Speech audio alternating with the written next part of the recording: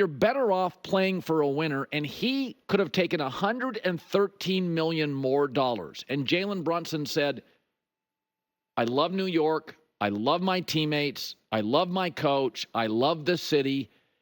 And I think we have a chance to be great over the next 4 to 5 years. And so he put pen to paper this week, and he gave up more money. Now, he still made $157 million, but he gave up more money, over $100 million, than any NBA player ever has. It should be noted, Tom Brady gave up tens of millions of dollars to be the GOAT. Tom's not the GOAT because of what he made. Kirk Cousins' end of his contract in Atlanta will have made more. When you go to Canton or Springfield, nobody ever says as you go to the podium, you were the highest paid guy in 2016 for a month. They say you were great. And Jalen Brunson, this is what leadership looks like. Because of the new CBA, it gives the Knicks big advantages going forward. This is what Bosh, Wade, and LeBron did in Miami. It's what KD did to the Warriors. It's what Brady did. And Mahomes has done a little bit of it in Kansas City. If you're Jalen Brunson, as I've said from the beginning, he's got self-awareness, intelligence. He gets it. The big picture is the Knicks, because there's 2 Major League Baseball teams and 2 NFL teams in New York, but nobody cares about the Nets. It is a Knicks city. Did you see that city explode last year with Jalen Brunson? He is the best quarterback in that city. And these Villanova guys, they're different. They're in it for the right reason. That's why there's a term, Villanova guy in the NBA. And there's a lot of great programs, but that's a term, and it means more than basketball. It's stayed in school, practice hard, play defense, great teammates. Jalen Brunson's the ultimate Villanova guy. And then they went and got him Mikal Bridges, a really equally talented Villanova guy.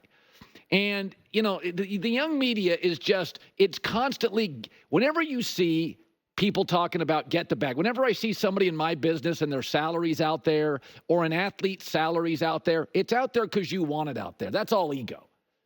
Jalen Brunson, he didn't have a problem showing you, yeah, I took $113 million less. My agent can release it. I took less.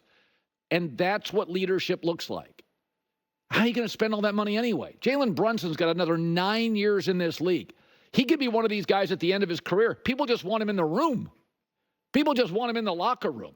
He can be one of these backup quarterbacks that makes $50 million in the last 8 years of their career being a backup. Jacoby Brissett, people want him in the room. Josh McCown, Chase Daniel. You just want him around the team. But I love this move by him. I think it helps the Knicks. There have been a lot of Knicks pseudo-stars in my life. This kid's a star. Nothing illustrates your commitment to winning in salary cap sports by taking a little less. Stop with the get the bag nonsense. Get the title. Get the wins. Get the conference championships. Nobody in Springfield or Canton, when you go to the podium, cares what you made. They care that you were part of something special. The Pistons, MJ's Bulls, Kobe Shaq Lakers. Who knows what they made? Who cares what they made? The teams were special. And the leaders in sports get it. And Jalen Brunson remains the best quarterback in New York and the best star they've had since Patrick Ewing. J-Mac with the news. No.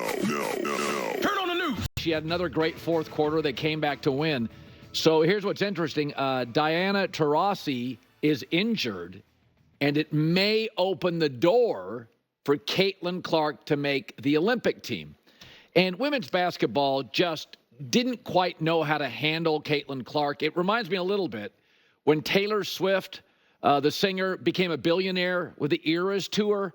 And like the management team and Ticketmaster had to apologize. Like in 10 minutes, they couldn't supply enough tickets. It was just, they were completely overwhelmed. And I think that's what women's basketball was with Caitlin Clark. I mean, they knew a year out she could be the number one pick. They give her the toughest schedule, early schedule in the league over any other team. And remember, the Indiana Fever were the worst team. So she comes in, they start 1-8. They put nothing but quality veteran teams that had been in the playoffs, Terrible start. And then the league has to scramble because she's selling jerseys and merch like crazy. They've got to switch venues in L.A. They went from the Pyramid in Long Beach to Crypto. And the league got, this is what happens sometimes with soccer fans. They feel ignored, and WA fans feel ignored. So they get very precious, very tribal, very insular. She's not going to make the USA women's basketball Olympic team. And you're like, are you crazy? Go look at the men's team. It's political. Jalen Brown's not on it because Nike doesn't want him on it. Kyrie Irving's not on it because Nike didn't want him on it. You're not going to put Caitlin Clark, your Taylor Swift on the team. Well, she sells out her all-star jersey in 17 minutes. I'm still not sure women's basketball quite has their feet under them. They're doing a Ticketmaster. They're bailing water. She's exploding as a player. She leads the WNBA in assists. She's third in three-pointers made. Indiana's won 8 of 12. Yesterday's a prime example where she is in the fourth quarter, best player on the floor, had a choppy first half but had 10 points. But you're not going to hear anybody pick on women's basketball as a unit. There's a lot of sycophants in the media. They feel like the sport's been ignored, so they're part of the brigade to support it, and that's fine. But let's be honest about it. The sport made a terrible decision on the Olympic team. The scheduling early, even though they knew she was coming out and probably going to be a number one pick a year earlier, about the time they were making schedules, was ridiculous. And now Indiana's on fire. Caitlin Clark's like a 17, 8, and 6 player. She's getting better by the week. She says the right stuff at the podium. There's nothing about her you don't like. And it's like, now you made a big mistake the first time not putting her on the Olympic team. Don't double down on dumb. Get her on the team. Give us a reason to watch the Olympic women's team. You guys win gold every year. Your competition's weak. You win it every year. Give us a reason. Quadruple your television ratings with her. Promoting not only the other women on the team that could get endorsements, but promoting your sport. There's a reason that top movie stars and top athletes use the same 4 or 5 agents, because they can handle it. They don't get overwhelmed. Women's basketball has felt overwhelmed here. You got your Conor McGregor, your baseball. You got your Bryce Harper.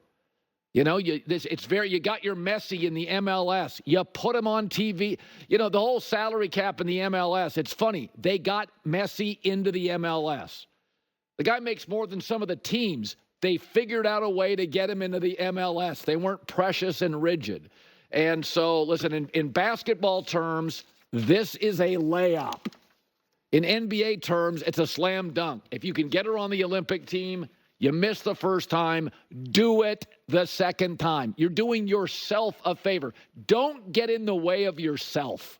Don't jump over a $20 bill to get to a 5, as they say. You screwed up the first time. Don't screw up again. Get her on the Olympic team. Diana Taurasi, by the way, has been a huge, ardent supporter of Caitlin Clark. She wouldn't mind it.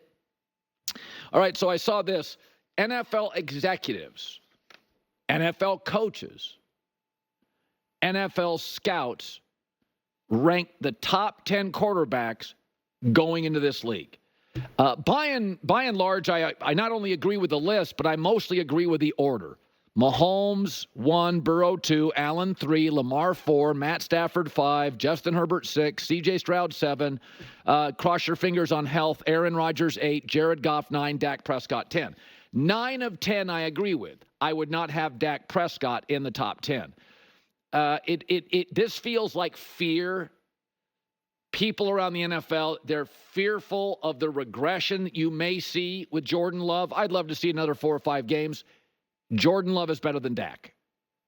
You did watch a 27-0 lead in Dallas with a much younger team, full of guys 1 and 2 years out of college. He's more fluid. He's got a better whip as an arm. He moves better, fewer injuries. I mean, it wasn't close. Dak in that game looked anxious. He looked overwhelmed. He wasn't very accurate. He missed open receivers. You can't watch that game and tell me Dak is more talented, raw talent, than Jordan Love. And Jordan Love has better coaching, and he's got better arsenal of weapons at tight end and wide receiver. Jordan Love's going to be better than Dak Prescott. Folks, how long do you have to see something? How long do you have to watch a movie before you're like, this stinks? I always think that when I watch movies. If you can't get the first 12 to 15 minutes right, I'm out. That's all I give a Netflix or an Amazon Prime show. I'm going to give you 8 to 12 minutes. That's your shot to get me. If you watch a Narcos, if you watch Mindhunter, you can tell from the writing 10 minutes in, this is a good series. If you can't get me in the first 8, what's the middle of it going to look like? What's the ending going to look like? How many years do you have to see Dak be really